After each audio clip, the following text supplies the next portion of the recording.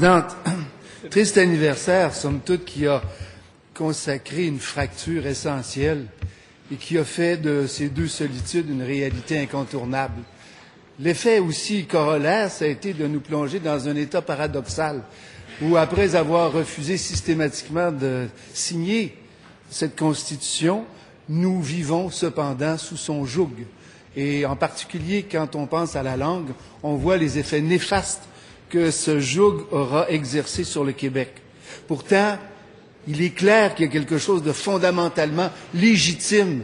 à se constitutionnaliser. Se constitutionnaliser, c'est se donner à soi-même la révélation de ce que nous possédons, de nos avoirs, le dévoilement de notre être,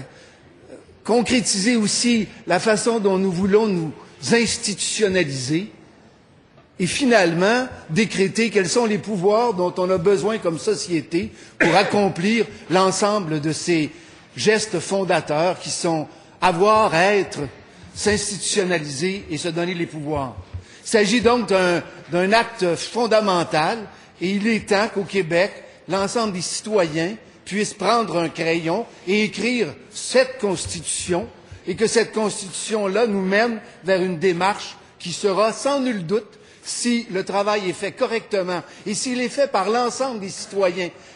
hors partisanerie, s'il est fait d'une façon clairement identifiée comme étant la volonté collective de l'ensemble des citoyens du Québec, il est clair que cette écriture d'une Constitution nous sortira de la rue et nous amènera, nous, les élus et les législateurs, à